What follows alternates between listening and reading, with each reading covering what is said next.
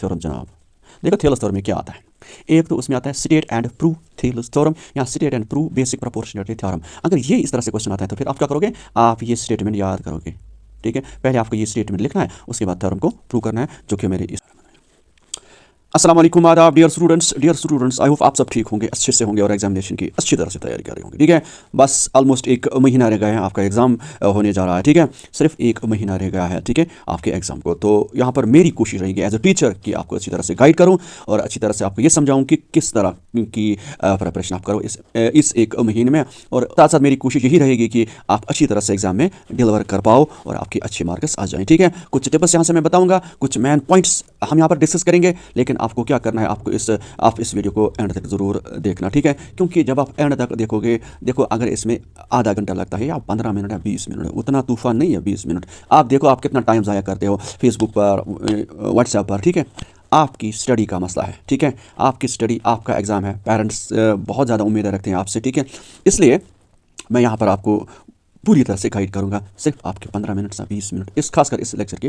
मैं लूँगा। ठीक है, आई होप आप सब इस वीडियो को अच्छी तरह से देखोगे, समझोगे भी और अपने फ्रेंड्स में भी शेयर करोगे। ठीक है, तो लेक्चर को आगे बढ़ाने से पहले एक यहाँ पर मैं एक इन्फॉर्मेशन देना चाहूँगा, वो ये है, ये जो एक्सरसाइजेज यहाँ पर मेंशन की गई है, ठीक है, ये एज़ पर न्यू मैथमेटिक्स है। ठीक है, और आप वहाँ पर देखना, अगर आपके पास ओल्ड मैथमेटिक्स है तो आप वहाँ पर देखोगे कि ये एक्सरसाइज यहाँ पर नई, ये जो नया मैथ है, इसमें एक्सरसाइज 1.1 है, वहाँ पर कुछ शायद 1.2 होगा। ठीक है, आप उसी हिसाब से यहाँ पर देखना। ठीक, तो पहला क्वेश्चन इसमें है कि express each number as product of its prime factor. देखो इसमें यहाँ पर अगर मैं देखूँ एक्सरसाइज 1.1 यहाँ तक 7 क्वेश्चन आते हैं, लेकिन जो मैन इसमें है ना, मैन क्या है, मैन एक पॉइंट ये है कि आपको फैक्टराइजेशन आनी चाहिए, फैक्टराइजेशन, वो भी प्राइम फैक्टराइजेशन। ठीक है, अगर आपको ये आता है प्राइम फैक्टराइजेशन करना, ठीक है, जहाँ पर जैसे 140 के प्राइम फैक्टर्स निकालना, वो तो आपको आएगा। ठीक है, एक तो मैन इसमें ये कि फैक्टर्स आपको निकालने आने चाहिए। ठीक है, दूसरा मैन पॉइंट मैंने कहा, दूसरा मैं वो पॉइंट्स यहाँ पर आपको सिखाने की कोशिश करूँगा जिससे आपको एक तो सारा समझ आएगा। ठीक है, और दूसरा पॉइंट इसमें कि आप इतना अच्छा डिलीवर करोगे एग्जाम में, आप मुझे याद करोगे। ठीक है, तो दूसरा इसमें है कि इसमें खासकर एलसीएम और एचसीएफ, एलसीएम और एचसीएफ का जिक्र है। ठीक है, एलसीएम और एचसीएफ कुछ नहीं आपने सीखा होगा, तो एलसीएम किस तरह से निकालते हैं, जिस तरह से एचसीएफ निकालते हैं, एलसीएम भी उसी तरह से निकालते हैं। ठीक है, फिर ये एलसीएम होता है लोएस्ट कॉमन मल्टीपल, वो होता है हाईएस्ट कॉमन फैक्टर, वो तो आपने सीखा होगा। लेकिन मेन पॉइंट क्या है कि आपको यहाँ पर दूसरा पॉइंट वो है कि एलसीएम इंटू एचसीएफ होता है प्रोडक्ट ऑफ टू नंबर्स। ठीक है, हो गए 2 पॉइंट्स, इसी के अराउंड ये सारी एक्सरसाइज घूमती है, ये जो एक्सरसाइज 1.1। उसके बाद यहाँ पर अब मैं इंपॉर्टेंट क्वेश्चन को देखूंगा। इंपॉर्टेंट क्वेश्चन इसमें क्वेश्चन नंबर 4 इंपॉर्टेंट। ठीक है, और उसके साथ साथ क्वेश्चन 6 जो है 1 मार्क्स का क्वेश्चन आता है, आपको ये बताना होता है क्या ये प्राइम नंबर है कि कंपोजिट नंबर। ठीक है, बस इतना ही इसमें। एक तो क्वेश्चन नंबर 4 और क्वेश्चन 1 2, ये तो इनको क्या करना है, ये तो आपको आने चाहिए, इनमें फैक्टर्स निकालना। ठीक है, बस। उसके बाद अगला, अब मैन यहाँ पर आ जाते हैं। एक्सरसाइज यहाँ पर है 1.2, आपके उसमें मैथमेटिक्स में होंगे शायद 1.3। ठीक है, वो आपको देखना, क्योंकि मैंने नए मैथ से ये स्क्रीनशॉट्स लिए। देखो question number first important question, थोड़ा सा डिस्कस करूँगा। अगर आपको आता है √5 ये प्रूव करने की ये इरेशनल है, तो इसका मतलब आपको √2 का भी आना चाहिए, √3 का भी आना चाहिए और √7 का भी आना चाहिए। क्यों? क्योंकि आपको सिर्फ एक ही क्वेश्चन करना है। ठीक, अगर आपने √5 का किया, इसका मतलब आप √2 का खुद ब खुद करोगे, √3 का भी, √7 का भी। अब बोलोगे किस तरह से, देखो यहाँ पर है ना √5, इसके बदले आप √2 रखो, बस। फिर जितने भी क्वेश्चन इस क्वेश्चन के स्टेप्स हैं उसी तरह से फॉलो करो, जिस तरह से अगर √3 रखोगे या √7 रखोगे, सिर्फ आपको क्या करना है, 5 के बदले क्वेश्चन में 2, जहाँ पर आपको 5 मिले उधर 2 रखना, बस दैट्स ऑल, हो गया क्वेश्चन फर्स्ट। इसमें √5 भी आ सकता है, √2 भी आ सकता है, √3 भी आ सकता है। ठीक है, ये ख्याल रखना। दूसरा और तीसरा ये इतने मुश्किल नहीं है मेरे ख्याल में, question number first is most important, लेकिन √5 और √2 √3 ये 3 में से एक आ सकता है, आपको सिर्फ एक ही करना है। ठीक है, बाकी ये क्वेश्चन है, ये आप देख सकते हो 3 क्वेश्चन है, उतना मुश्किल नहीं है। ठीक है, उसके बाद एक्सरसाइज 2.1 नया मैथ। ठीक है, इसमें यहाँ पर ये क्वेश्चन है ना, ये क्वेश्चन फर्स्ट, तो इसमें 1 मार्क्स आपको आता है। ठीक है, आपको बताने होते हैं कि वो जीरोज़ किस तरह से, इसमें कितने जीरोज़ हैं, ये लाइन मैंने मॉडल पेपर में आपको ऑलरेडी बताया है कि आपको बताना है ये जो ये वाला है इसके कितने जीरोज़ हैं। फिर हम देखते हैं कि ग्राफ एक्स एक्सिस को कितनी जगहों पर काट रहा है, तो 1 2 3, इसका मतलब इसके 3 रूट्स हैं, दैट्स ऑल, इतना ही इसमें ये इंपॉर्टेंट क्वेश्चन है। उसके एक्सरसाइज 2.2, इसमें मैन क्या है, find the zeros of the following quadratic polynomial and verify, ये इंपॉर्टेंट क्वेश्चन है। ठीक है, question first important, question second भी आ सकता है, लेकिन बहुत ईजी क्वेश्चन है। ठीक है, उसके बाद अगला है 3.1। देखो 3.1 पॉलिनॉमियल्स में है शायद ना, लीनियर इक्वेशन इन 2 वेरिएबल्स, ठीक है। तो 3.1 मेरे ख्याल में उतनी इंपॉर्टेंट नहीं है। एक को क्वेश्चन आ सकता है शायद ग्राफिकल मेथड में। अगर ग्राफिकल क्वेश्चन आता है तो उसके साथ और ज़रूर चॉइस होगी, ठीक है। या होगी उसमें दो इक्वेशंस और आपको सॉल्व करना है, या आप एलिमिनेशन मेथड करो या आप सब्स्टिट्यूशन मेथड करो, ठीक है। तो उसके बाद क्वेश्चन 2, क्वेश्चन 3 इतने इंपॉर्टेंट नहीं है, लेकिन अगर आपको मैथ आता है तो आप ट्राई कर सकते हो। अगर जिनको मैथ कमज़ोर है वो इन दो क्वेश्चंस को ना करें, ठीक है। जिनको मैथ अच्छा है वो नज़र दे सकते हैं। उसके बाद 3.2 यहाँ पर देखो, इसमें तो कोई ना क्वेश्चन ज़रूर कोई ना कोई क्वेश्चन आएगा, एक या इनमें से कोई या कोई और, लेकिन पैटर्न यही होगा। और दूसरी बात, वहाँ पर ये अक्सर मैंने देखा कि वहाँ पर कोई मेथड मेंशन नहीं होता है। सब्स्टिट्यूशन करो, एलिमिनेशन करो, दो में से एक आपको करना है और क्रॉस मल्टीप्लिकेशन आपको नहीं करना है। तो उसके साथ साथ क्वेश्चन 2 जो है मोस्ट इंपॉर्टेंट क्वेश्चन इस 2, क्वेश्चन नंबर 2 ये आप देख सकते हो। उसके साथ उसके बाद यहाँ पर क्वेश्चन 3, ठीक है। क्वेश्चन 3 भी क्वेश्चन आ सकता है, जैसे 1 फर्स्ट पार्ट या सेकेंड पार्ट या थर्ड पार्ट, इन तीन में से कोई आ सकता है, ठीक है। 3.3 solve the following pair of linear equation by elimination method and substitution method. देखो ये तो आपको आना चाहिए। मैंने कहा एक क्वेश्चन आ सकता है, लेकिन वहाँ पर सिंपली आपको एक ही मेथड वहाँ पर पूछा जाएगा कि कोई मेथड आप कोई भी मेथड आप यूज़ करो उधर, तो आपको सिर्फ वहाँ पर बोला जाता है कि सॉल्व द इक्वेशंस, ठीक है। उसके बाद question 3, form the pair of linear equation the following and find the solution if they exist by the elimination method. देखिए मेथड वहाँ पर नहीं पूछते, सिर्फ आपको क्या करना है, आपको क्वेश्चन आना चाहिए, ठीक है। क्वेश्चन नंबर पार्ट सेकंड भी इंपॉर्टेंट है, देख सकते हो। और 3 मैंने कहा जिनको मैथ आता है वो सारा कीजिए। उसके बाद बस ये इसमें छोड़िए 11। अब यहाँ पर देखिए exercise 4.1 question number first second important नहीं है, ये है क्वाड्रेटिक इक्वेशन, ठीक है। क्वाड्रेटिक इक्वेशन आप खुद वहाँ पर देखोगे, वहाँ पर है एक्सरसाइज 4.1, क्योंकि ये जो क्वाड्रेटिक है इसमें शायद एक एक्सरसाइज डिलीट है, वो हम अभी डिस्कस करेंगे। तो 4.1 में जो ये 1, 2 ये आप अगर ना करें तो बेहतर, क्योंकि इतने बड़े क्वेश्चंस नहीं है, ठीक है। उसके बाद यहाँ पर देखिए फिर वही इसमें भी उतना क्वेश्चन उस तरह का नहीं आ सकता। अब यहाँ पर देखिए 4.2, ठीक है। Find the roots of the following quadratic equation by factorisation method. एक इसमें आ सकता है, चाहे पहला या दूसरा या ये वाला आ सकता है, या वी भी आ सकता है, ठीक है। इनमें से कोई ना कोई आ सकता है। उसके बाद solve the problems given in example 1, वो उसको क्वेश्चन 2 को छोड़िए, नहीं आएगा। क्वेश्चन 3 अच्छा क्वेश्चन है, क्वेश्चन 4 बेहतरीन, क्वेश्चन 5, क्वेश्चन 6 को छोड़िए, नहीं आएगा। उसके बाद 4.3 find the nature of the roots of the following equation if the real roots exist find them. Simple सी बात है। अब यहाँ पर क्वाड्रेटिक फार्मूला का यूज़ करोगे, पहले देखोगे b² - 4ac, तो फिर उसके साथ साथ आप देखोगे, ठीक है। तो क्वेश्चन आ सकता है, क्वेश्चन 2 यहाँ पर ये भी आता है, बीच बीच में ये भी आता है, ठीक है। बाकी मेरे ख्याल में नहीं आएंगे, ठीक है। उसके बाद 5.1 है, ये है अर्थमेटिक प्रोग्रेशन। अर्थमेटिक प्रोग्रेशन में बहुत ज़्यादा क्वेश्चन है, ठीक है, बहुत ज़्यादा क्वेश्चन। अब किस तरह से आप प्रिपेयर करोगे, इसमें मेन चीज़ें हैं। नंबर फर्स्ट इसमें है कि आपको पता होना चाहिए ए एन किसके बराबर, a + n - 1 d, ठीक है। एक तो ये फॉर्मूला है। दूसरी कि Sn आपको पता होना चाहिए, n/2 2a + n - 1 d, ये दो आपको याद होने चाहिए। तीसरा इसमें अक्सर जो है वो आप ये जो pair of linear equations in 2 variables हैं, उसमें आप एक मेथड यूज़ करते हो, चाहे आप एलिमिनेशन करते हो चाहे आप सब्स्टिट्यूशन। खासकर ये जो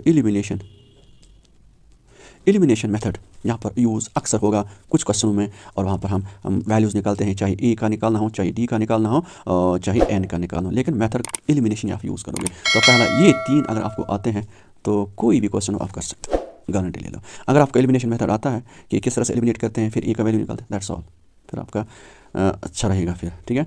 तो यहाँ पर अगर मैं आपको गैस दूँ तो कितना दूँ, बहुत ज़्यादा है, बस उन चीज़ों का ख्याल रखो जो अभी मैंने बोला, बस आपको सारा कुछ आएगा। देखिए ये जो ये है ना, ये AP, इसमें अक्सर क्या क्या आता है।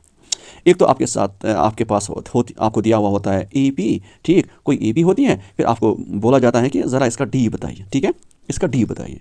और उसके बाद अगर कोई AP है, ज़रा इसका सम कीजिए, क्या इसका सम फॉर एग्जांपल 45 है, ट्रू फॉल्स भी आ सकता है, या क्या इनका सम 60 है, बस इतना है, ज़्यादा मुश्किल नहीं आता है, ठीक है। उसके बाद 5.2 बस इतना ही। मैंने कहा इसमें आप गैस को मत ढूंढिए, देखिए choose the correct choice in the following and justify. इसमें अगर आप गैस, मैंने कहा ना, अगर गैस ढूंढोगे तो बहुत ज़्यादा है, ठीक, इसलिए इन तीन चीज़ों का ख्याल रखो। एक तो एन आपको आना चाहिए, दूसरा आपको एस एन आना चाहिए। उसके बाद आपको ये देखना है कि अगर ये हमें कोई ए पी दी हुई हो उनका सम किस तरह से निकालते हैं, ठीक है। तो वो करना है। उसके साथ साथ डी अगर मिसिंग है तो किस तरह से निकालते हैं वो तो सारा आपने किया होगा। बाकी ये जो पार्ट फर्स्ट है आपको करना है, बहुत ईजी है। यहाँ पर ये है ना, ये पार्ट सेकंड या पार्ट फर्स्ट, इसमें क्या 30th term of an A P question आएगा। 30th टर्म अगर आप 30th टर्म लोगे, आप लिखोगे ए 30, वो होता है ए प्लस 29 डी, ठीक है। और आपको ए ढूंढना है, ए है 10, ये क्वेश्चन 1 मार्क्स का आ सकता है, प्लस 29। और डी आपको देखना है, डी देखना है second term minus first term, 7 minus 10, 7 minus 10 it is -3। जब ज़रब करोगे फिर आंसर आएगा तो आपको ये तो आएगा आपको, ठीक है, बहुत आसान। उसके बाद यहाँ पर गैस देने की ज़रूरत नहीं है, ठीक है, नहीं दे सकते, कोई भी क्वेश्चन आ सकता है। खास कर ये क्वेश्चन नंबर 3 जो है इसमें कुछ पार्ट्स आप देखो, लेकिन ओवरऑल आप सारा देखोगे, ठीक है। सही, ये देखिए, ये है ट्राइंगल्स। क्या है? ट्राइंगल्स। ट्राइंगल्स में पहला क्वेश्चन इसमें 1 मार्क्स आता है, ठीक है। इससे पहले कि एक वीडियो में मैंने सारा आपको बताया है, ठीक है। आपको ये देखना है, बस ये खुद आप कर सकते हो, ठीक है। ये इंपॉर्टेंट क्वेश्चन इसमें। उसके बाद यहाँ पर थेल्स थ्योरम जनाब, देखो थेल्स थ्योरम में क्या आता है। एक तो उसमें आता है state and prove Thales theorem या state and prove basic proportionality theorem. अगर ये इस तरह से क्वेश्चन आता है तो फिर आप क्या करोगे, आप ये स्टेटमेंट याद करोगे, ठीक है। पहले आपको ये स्टेटमेंट लिखना है, उसके बाद थ्योरम को प्रूव करना है, जो कि मेरे इस चैनल पर ऑलरेडी मैंने 1-2 दिन पहले अपलोड किया। Important question. उसके बाद यहाँ पर है ये है, हाँ, इसको कहते हैं converse of basic proportionality theorem. आप बेसिक प्रोपोर्शनलिटी थ्योरम ये भी मैंने सिखाई है, अभी मैंने वीडियो नहीं चढ़ाया, मैं आपको इंशाल्लाह वो भी आप देखना, ठीक है, इंपॉर्टेंट है। उसके बाद ये एक एग्जांपल मैंने ली थी, अगर आपको अच्छी लगे तो करना, क्योंकि इसमें एक रिजल्ट छुपा है बेसिक प्रोपोर्शनलिटी थ्योरम का, ये भी मैंने आपको सिखाया है। उसके बाद ये क्वेश्चन है 6.2। देखो मैंने कहा आपका जो पुराना मैथ है उसमें एक्सरसाइज इधर उधर हो सकती है, लेकिन आपको क्वेश्चन पर नज़र डालनी है, ठीक है। देखिए ये क्वेश्चन 1 मार्क्स का आ सकता है, ठीक। और यहाँ पर ये जो 6.2 है सिर्फ बेसिक प्रोपोर्शनलिटी थ्योरम के ऊपर है, बस। अगर वो आपको आता है ना basic proportionality theorem, that means अगर इसकी बात मैं करूँ, A D by D B ये बराबर होता है ए ई बाई ई सी, फिर इन 3 का वैल्यू है, इसका भी है, इसका भी है, और इसका भी है, इसका नहीं है। जब 3 का डालोगे आप चौथे का खुद निकलेगा। बहुत आसान क्वेश्चन। उसके बाद अगला देखते हैं। देखिए यहाँ पर क्वेश्चन 2 जो है, क्वेश्चन 2 नहीं आ सकता है, मुश्किल है, ठीक है। और इसमें भी अगर आएगा तो 1 मार्क्स का क्वेश्चन आ सकता है। आपको शो करना है क्या ये, अगर ये वैल्यूज़ आप डालते हो रेशोज़ में तो क्या ये लाइन्स पैरेलल होती हैं, ठीक है।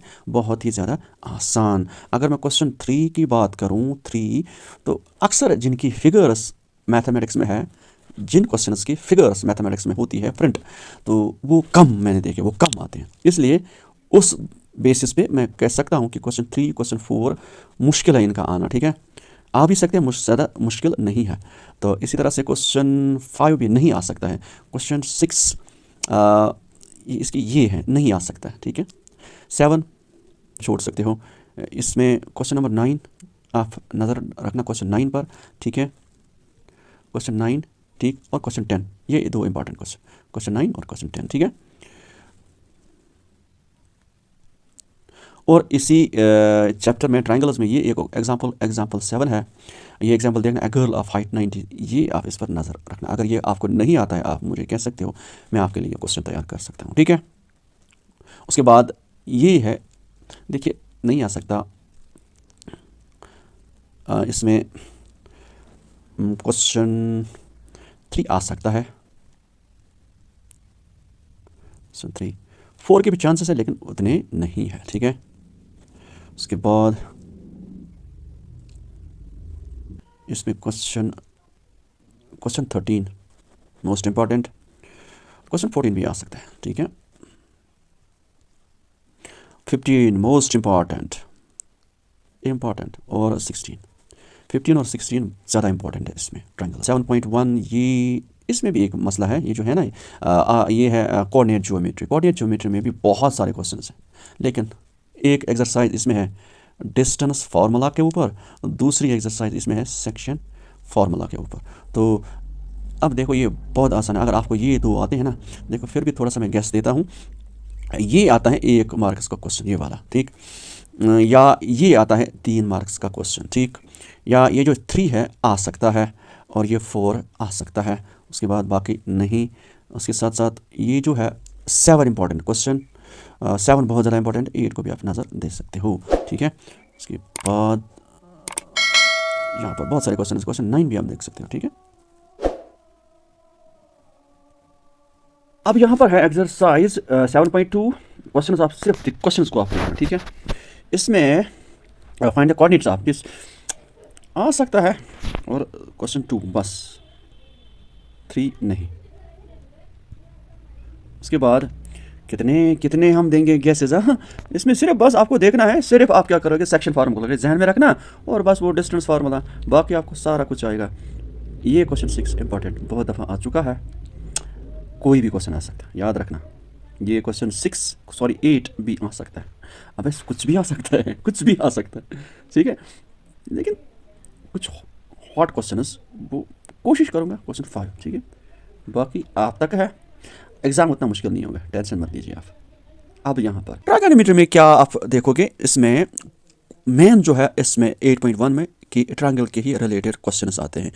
लाइक वो है ना वो देखो, ये जो एक्सरसाइज 8.1 है ट्राइगोनोमेट्री में, इसमें आप ट्राइगोनोमेट्रिक रेशियोज का ख्याल रखोगे, sine cos tan sec cosec cot सारा है। ये 3 असल में 3 है, फिर बाकी 3 इनका रेसिप्रोकल है, ठीक है।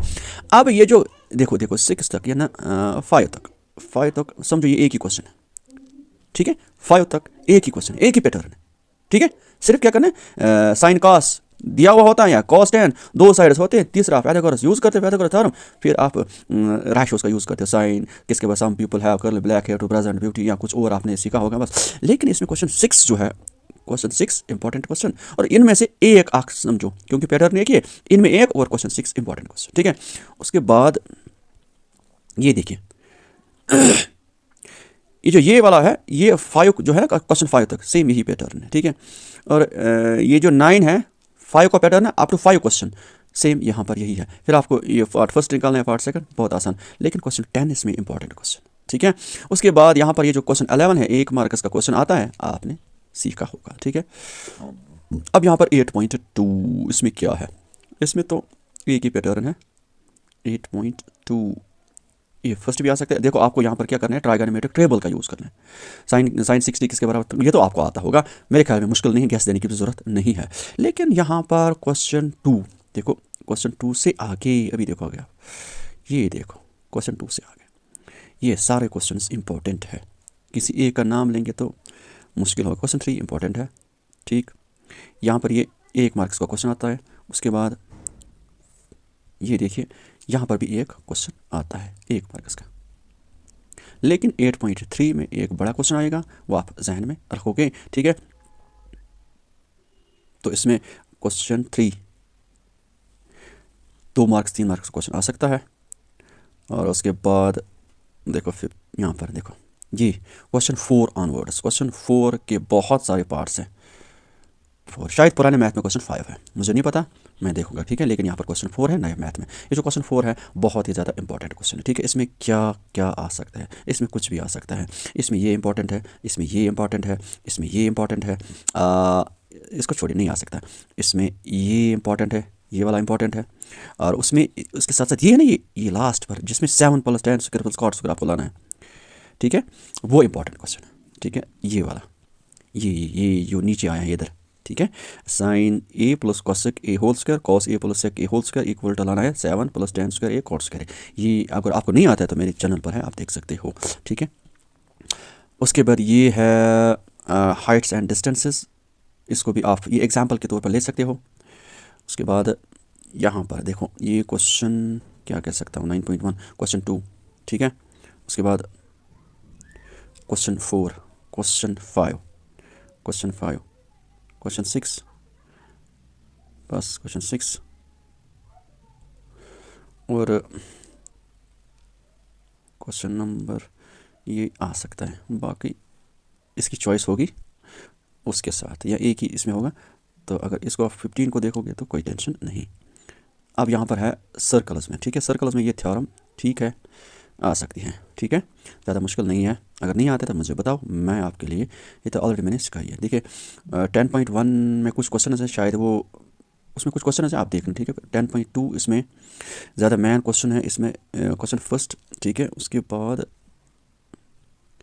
इसमें question 4 important, question 5 important, question 6 important, question 7 important, ठीक है, इसमें ये मेन है। उसके बाद ये 11 इम्पोर्टेंट, उसके साथ साथ देखिए 10 भी आ सकता है, अगर आप छोड़ सकोगे तो छोड़ भी सकते हो, इम्पोर्टेंट है। प्रूव दैट द पोस्ट, ये भी आ सकता है, ठीक है। यहाँ पर है 11.1 एरिया रिलेटेड टू सर्कल्स, हाँ एरिया रिलेटेड टू सर्कल्स शायद भी, हाँ।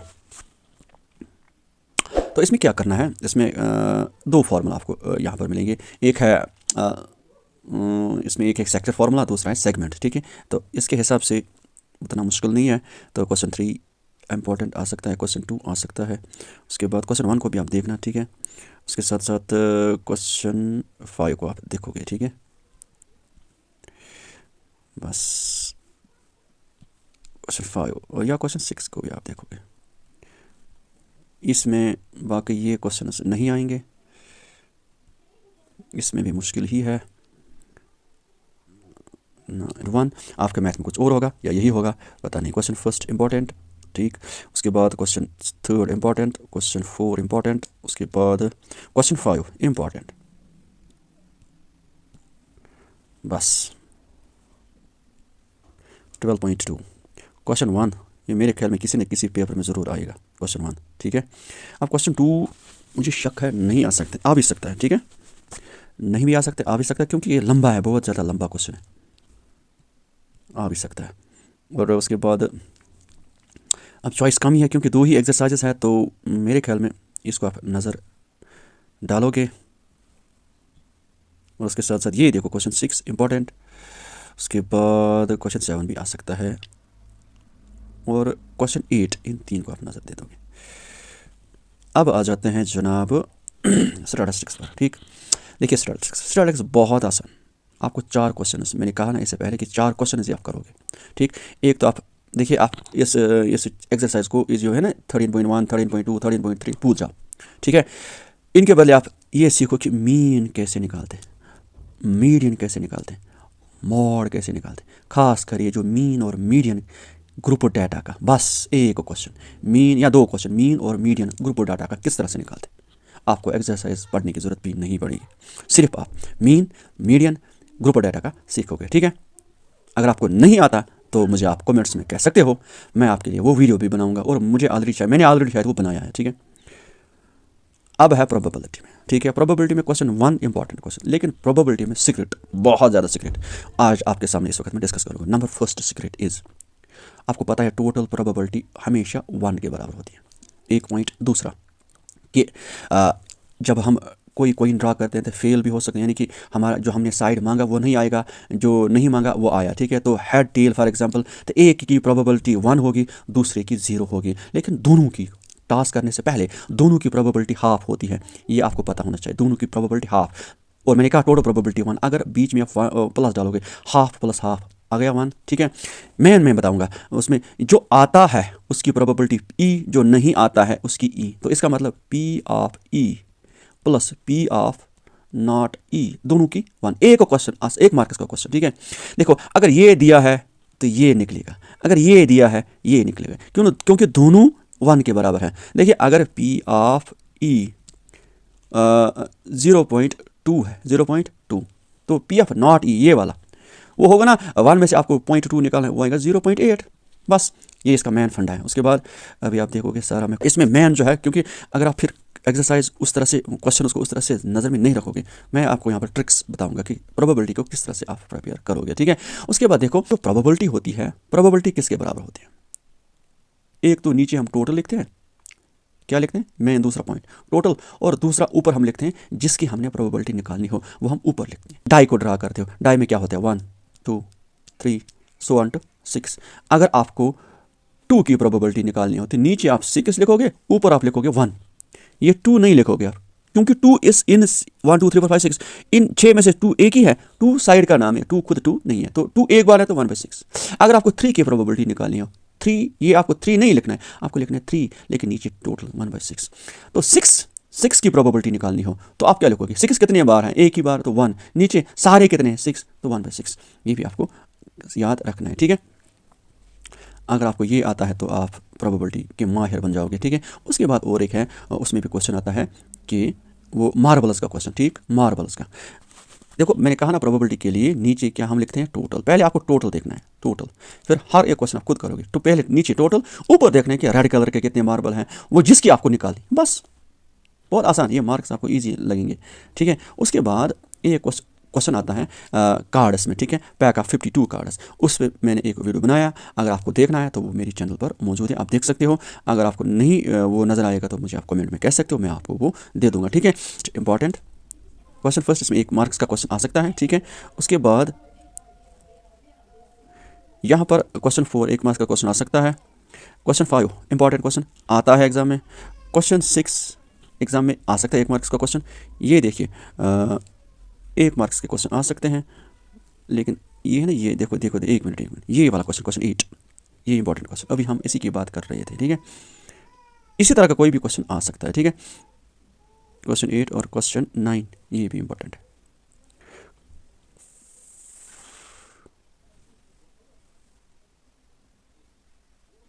यहाँ पर देखिए question 13 important, question 14 important, question 15 important. ठीक है, उसके बाद इसमें तो मुश्किल है,